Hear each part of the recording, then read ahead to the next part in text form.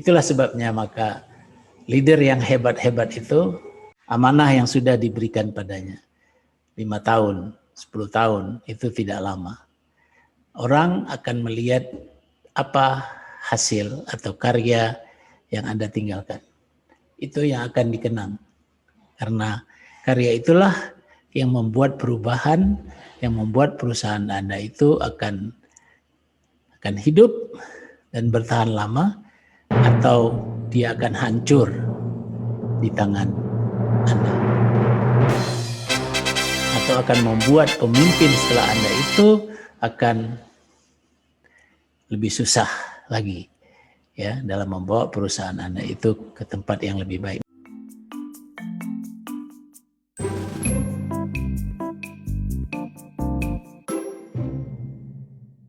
Assalamualaikum warahmatullahi wabarakatuh. Saya tadi pagi baru selesai mengajar kuliah engineering static untuk mahasiswa teknik mesin semester genap. Kita topiknya menarik, yaitu tentang force vektor gaya. Karena memang statika pelajarannya itu tentang gaya, tentang vektor. Tapi saya tidak berbicara lebih dalam tentang materi bab 2 di buku Hibbeler yang saya ajarkan kepada kita semua pada hari ini, tetapi saya ingin melihat tentang filosofi, karena ini ada hubungannya dengan manajemen perubahan yang mudah-mudahan bermanfaat untuk kita semua, untuk Anda manajer, untuk Anda dosen, peneliti, mahasiswa, ya kita semuanya. Kita mulai.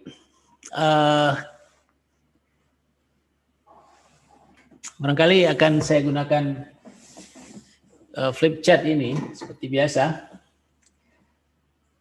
Saya mulai dengan what is force vector. Ya, force itu bisa kita artikan gaya. Tapi gaya dalam istilah ilmu fisika, mekanika, ya engineering, tentu ini beda dengan gaya yang dipahami oleh para mahasiswa katakanlah di Fakultas Ilmu Budaya atau di gaya yang di Fakultas Komunikasi barangkali ya. Walaupun ada kesamaannya. Nah, itu saya ingin melihat dari aspek filosofinya sehingga kita bisa membuat pendekatan bahwa sebenarnya ilmu vektor ini sangat terkait juga dengan sisi manajemen, sisi kehidupan kita. Sebuah gaya dia kita sebut vektor. Kenapa vektor? Karena sebuah gaya itu dia punya besaran, ya, magnitude dan tertentu arahnya. Jadi kalau hanya besarannya saja seperti massa, densitas, ya kan, panjang, tidak soal kalau kita tidak katakan arahnya kemana, itu bukan vektor. Tapi ketika kita katakan vektor, maka dia harus memiliki dua unsur ini, besarnya dan arahnya. Jadi kalau gaya saya katakan 100 kilo Newton, satuan gaya itu Newton, maka besarnya itu 100 kilo atau 100.000, ya, satuannya Newton, dan arahnya, apakah arahnya itu menekan atau menarik? Nah, pull or push. Jadi kalau ini batang ini saya tarik, itu berarti ya pull. I pull, saya tarik dengan gaya 100 kilonewton. Atau ini saya tekan, maka I push this rod. Ya, saya menekan batang ini dengan besaran gayanya 100 kilonewton. Bagaimana membedakan antara push dan pull? Kalau pull itu kita beri tanda plus, tanda tambah, maka kebalikannya pull. Kalau pull tanda tambah, kalau push maka kita buat tanda kurang. Nah, seperti ini ya. Jadi kalau ada sebuah gaya 5 kilonewton, maka besarannya itu ya, besarannya bisa kita lihat kalau ada 5 persil yang sama, 1 2 3 4 5, berarti 5 kilonewton, 5.000 newton. Kalau kita ubah menjadi kilogram itu ya kita bagi dengan besar gravitasi ya, kira-kira bagi 10 lah, jadi 500 kilogram. Setengah ton. Ya, setengah ton. Arahnya kita lihat nih ke kanan. Berimpit dengan sumbu X, berarti arahnya ke sumbu X dengan sudutnya 0 derajat. Jadi kalau sudutnya kalau kita sebutkan ini sebuah gaya, ini juga ada F, persilnya 1, 2, 3, 4, 5, 6 kilonewton, maka kita harus tentukan sudutnya. Katakanlah di sini sudutnya theta sama dengan, katakan aja 45 derajat. Maka gaya F yang ini tentu besarnya 6.000 newton dan arahnya 45 derajat dari sumbu X. Nah, itu dia. Lalu kaitannya dengan leadership, kaitannya dengan kepemimpinan itu di mana? Ingat bahwa kalau kita ingin menggambarkan bahwa kekuatan, terutama pemimpin dituntut untuk membuat perubahan, maka kekuatan perubahan itu terletak pada bagaimana dia ya membuat atau menciptakan beban atau memberi beban agar bisa terjadinya perubahan. Jadi kalau di sini posisinya 1, nilai kita sekarang di sini C, katakan kita ingin buat jadi B, maka kita harus pindahkan ya. Kinerja di sini kita harus tingkatkan dari dari C ke B. Ya. Apa usahanya? Usahanya tentu kita harus lihat jarak. Jarak artinya di sini pertama adalah berapa tingkat kita ingin tingkatkan. Oh, 1 tingkat dari C ke B. Beda lagi kalau kita ingin tingkatkan dari C ke A. Tentu jarak dari sini ini akan lebih jauh. Ya. Dan gaya yang dibutuhkan juga akan lebih besar. Arahnya barangkali di sini theta sama dengan 0 derajat, arah sumbu X. Nah, itulah dia usaha. Work, usaha, gaya, kali jarak. Jadi kalau S-nya adalah dari 1 ke 2, maka S12 kali F. Jadi kalau F-nya 5.000 Newton, kalau jarak dari sini ya 5 meter, kalikan aja 5.000 kali 5 meter. Itulah usaha yang kita butuhkan. Yang satuannya di dalam engineering atau fisika itu satuannya joule. Nah, bagaimana sekarang mendapatkan gaya sebesar F ini? Nih, gaya ini, force ini.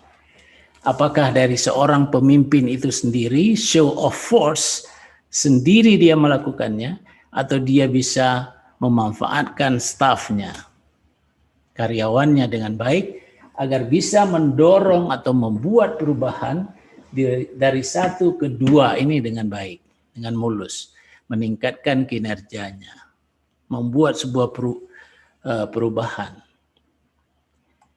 Kalau di universitas akreditasinya Ya, mungkin dari B menjadi A, dari A menjadi unggul, dari ranking sekian dunia menjadi ranking sekian, gitu ya. Apabila kebalikannya, maka sebenarnya udah setback ke belakang. Kalau posisi sekarang di sini, di bawah kepemimpinan dia, lalu berubah, ya, turun tingkat, bukan naik tingkat, maka itu namanya setback. Berarti usaha yang dilakukan itu tidak membawa satu hasil. Something wrong dengan bagaimana dia mengeksplor energi. Karena kita memberikan gaya artinya kita memberikan energi. Dalam hal ini adalah energi perubahan. Ya, jadi untuk bagaimana seorang pemimpin, seorang leader bisa membuat sebuah perubahan, maka dia harus melihat sejauh mana dia akan membawa perubahan itu. Dalam hal ini dari posisi 1 ke 2 ke level yang setinggi apa dia ingin bawa perubahan itu. Nah, dari situ dia harus bisa memperkirakan berapa gaya, berapa energi perubahan yang patut ya dia punyai, dia miliki. Dari mana sumbernya energi perubahan itu? Dari mana sumbernya gaya itu? Nah, tentu dia tidak sendiri, dia ada di dalam sebuah tim yang bekerja secara kolektif. Jadi tugas leader itu adalah bagaimana dia bisa memperbesar magnitudenya. Setiap orang harus diusahakan perbesar magnitudenya, kapasitasnya, kemampuannya, keahliannya, apakah melalui edukasi, training, dan lain-lain misalnya. Tetapi yang paling penting, seorang leader juga harus bisa memperhatikan apakah dia dan stafnya itu sudah berada ke arah yang dituju, sudah berada ke arah yang benar. Karena secara ilmu fisika mekanik, apabila ya kalau kita ingin ingin memindahkan dari posisi 1 ini ke posisi 2, ya, tentu katakan aja kita punya staf 3 orang, berarti kita bisa 3 orang ini akan mungkin staf yang pertama akan memberi gaya, katakan arahnya ke sini. Besarnya, kalau yang kita butuhkan misalkan berapa tadi? 5.000 ya. Ini 5.000. Mungkin staf yang pertama punya 1.000. Staf yang kedua ya punya 1.000. Staf yang ketiga punya sisanya 3.000. Itu artinya leader tidak perlu memerlukan sebuah physical energy yang langsung untuk mengangkat beban ini. Karena 3.000 tambah 2.000 sudah 5.000 kilonewton. Itulah yang dibutuhkan untuk membuat sebuah perubahan yang bergerak dari 1 ke 2. Lalu tugas leader itu apa? Bukan hanya membesarkan ini. Mungkin ini tadinya dia punya 500 jadi 1.000. 500 jadi 1.000. 1.000 jadi 3.000. Bukan hanya itu. Tetapi dia juga harus memikirkan bagaimana F1, F2, F3 ini berjalan atau mendorong ke arah yang benar. Dalam hal ini sudut theta sama dengan 0 derajat. Bayangkan kalau F1-nya ya, dia akan mendorong ke arah sini. 1.000 berarti ini tinggal 0. Ya, berkurang 1.000. Kalau F2-nya juga sebaliknya arahnya ya, arahnya juga ke sana. Jadi ini F1, F2 juga sama ke arah sana.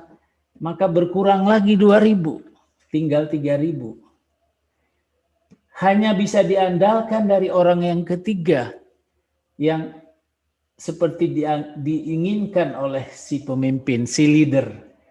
Tetapi dia sudah kekurangan 2.000 dari 1 dan 2. Kenapa? Karena dia tidak menyatukan visi dan misi stafnya sesuai dengan keinginan perusahaan.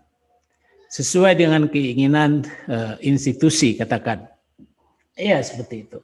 Jadi kekurangan 2.000 ini harus disuplai lagi oleh pemimpin atau dia harus rekrut lagi dari orang lain. Itu yang tidak efektif. Kita istirahat sejenak, sudah azan.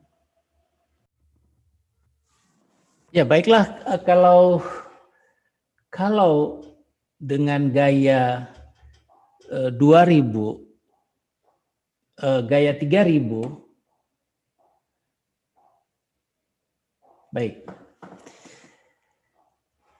Nah sekarang kita lihat kalau seorang pemimpin bisa membuat perubahan atau membuat perubahan jarak dari 1 ke 2, ya, dengan gaya, katakan di sini tadi, semua visi misi sudah satu arah, artinya 5.000 ini bisa dicapai, ya, dia akan sampai ke tujuan.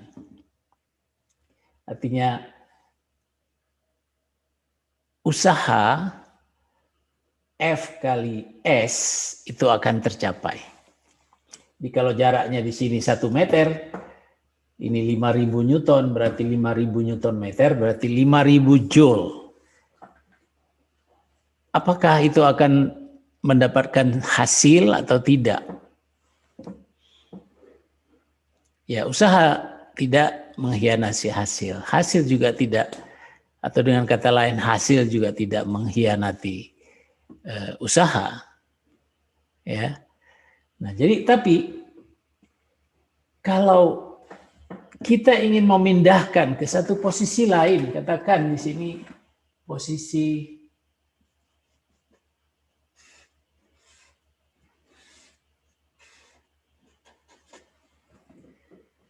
3 itu lebih tinggi makamnya, maka seorang pemimpin juga harus bisa berpikir bagaimana dia membawa beban yang besarnya, katakan di sini, ya, dalam fisika ini ada gaya berat W, massa kali gravitasi, ya, ke posisi 3 ada 2 langkah di sini. Pertama dia bisa bawa dari 1 ke 2, kemudian dia bawa dari 2 ke 3. Artinya 3 orang stafnya ini akan mendorong beban ini sampai ke 2, kemudian dia akan mengangkat beban ini sampai ke 3, sampai ke tujuan. Dia akan mendapatkan hasil. Tetapi seorang pemimpin juga harus berpikir, ada enggak sebuah jarak terdekat? Atau ada enggak satu jalan alternatif? Ya, jadi kalau jalan alternatif yang terbaik tentu di sini adalah sebuah segitiga siku-siku ini, ya. Jadi kalau ini A, ini B, maka ini adalah C. Jadi 1 ke 3 itu adalah sisi C. Jadi kalau dalil Pythagoras, C sama dengan akar A kuadrat ditambah B kuadrat. Nah, bagaimana memindahkan dari 1 ke 3 langsung secara vektor, maka gayanya yang baru ini adalah ini. Ya. Maka stafnya sebenarnya tidak perlu mendorong ke atas semuanya, tetapi apa yang dia butuhkan stafnya itu ada yang menarik ke sini dan ada yang menarik ke sana, sehingga muncul sebuah resultan gaya, katakanlah ini gaya FR, resultan yang berjarak C. Berjarak C. Ini adalah sebuah strategi yang harus dimiliki oleh seorang pemimpin untuk membawa institusinya, perusahaannya, apapun itu, ya, dari sebuah posisi awal ke sebuah posisi akhir yang makomnya mungkin lebih tinggi, tetapi dengan sebuah strategi yang baik.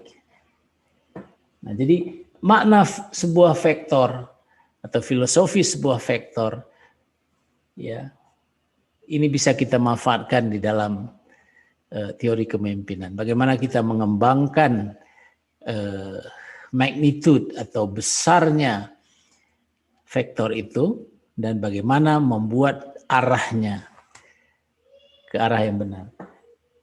Jadi di sini untuk mencapai 3, kita bisa membuat, kita gerakkan ke sini, kita gerakkan ke sana, tentu butuh waktu yang lebih lama, apalagi mengangkat ke atas. Tetapi kalau ini digerakkan sama-sama, ya, ada gaya ke sini, ada gaya ke sana, maka benda ini yang akan digerakkan ini akan otomatis bergerak ke arah ini. Inilah sudut perubahan. Inilah theta yang diidam-idamkan itu. Berapa derajat ini? Jadi seorang pemimpin harus berpikir seperti itu. Saya ingat salah seorang sahabat ketika ditanya, kenapa ubanmu makin hari makin memutih? Ya, dia seorang pemimpin masa Rasulullah. Kenapa? Karena saya berpikir. Jadi khutbah-khutbah Jumat yang diberikan itu sebenarnya adalah sebuah motivasi, sebuah usaha untuk membuat sebuah perubahan. Jadi bukan hanya menyelesaikan syarat dan rukunnya saja. Seorang pemimpin yang barangkali mau tidak mau harus diukur kinerjanya, ya. Apakah itu IQ, ya, indeks kinerja utamanya, atau KPI, Key Performance Indicators, tiap tahun oleh atasannya, maka strategi ini bisa dimanfaatkan. Bayangkan kalau di sini adalah sebuah benda untuk dipindahkan, kedua ini adalah di sebuah lantai, maka kita tahu bahwa ini ada koefisien gesek. Makin kasar permukaan, makin susah benda itu untuk didorong. Koefisien permukaan itu kita sebut dengan mu, ya. Maka kalau mu-nya 0,3 dikalikan dengan katakanlah beratnya tadi, katakanlah aja 1000 kilogram, berarti 0,3 kali 1000. Bayangkan kalau koefisien geseknya itu lebih kecil, kita buat menjadi 0,1, tentu akan menjadi 0,1 kali 1000. 1000 bagi 10, cuman 100 yang dibutuhkan, 100 Newton yang dibutuhkan. Nah, bagaimana mengecilkan koefisien gesek? Itu adalah problem di dalam kepemimpinan, itu adalah komunikasi. Communication is the soul of the management, jiwa daripada manajemen. Itu yang juga harus diperhatikan, yang oleh Profesor Heike Bruch mengatakan bahwa sebuah organisasi ya itu pasti ada energi organisasinya. Orang-orang di dalamnya pasti ada dalam, kalau tidak dia dalam kuadran produktif, dia akan berada di kuadran korosif energi. Korosif energi itu orang-orang atau staf-staf yang kelihatan di permukaan sangat aktif, tetapi sebenarnya dia tidak mengikuti visi dan misi Anda itu. So, dia tidak kemana-mana, walaupun nampak aktif, karena dia tidak akan mendukung KPI yang Anda sudah rancang. Tetapi ada juga orang-orang atau staf Anda yang merasa nyaman dengan keadaan yang sekarang, sehingga dia ikut visi misi Anda, but he or she do nothing. Ini juga tidak baik. Tetapi ada di antaranya yang betul-betul menolak, dan itu mudah untuk kita handle. Ya, problemnya adalah bagaimana membawa baik itu dari sisi korosif, dari sisi comfort, dari sisi resignation, inersia ini ke menuju produktif. Peran daripada leader ini sangat dibutuhkan. Itulah sebabnya maka leader yang hebat-hebat itu dalam waktu yang sudah diberikan kepadanya, amanah yang sudah diberikan padanya, 5 tahun, 10 tahun, itu tidak lama. Orang akan melihat apa hasil atau karya yang Anda tinggalkan. Itu yang akan dikenang. Karena karya itulah yang membuat perubahan, yang membuat perusahaan Anda itu akan hidup dan bertahan lama, atau dia akan hancur di tangan Anda. Atau akan membuat pemimpin setelah Anda itu akan lebih susah lagi ya dalam membawa perusahaan Anda itu ke tempat yang lebih baik. Mudah-mudahan ada manfaatnya ilmu vektor di pelajaran statika struktur, kita kaitkan dengan pelajaran manajemen perubahan. Demikian, Assalamualaikum warahmatullahi wabarakatuh.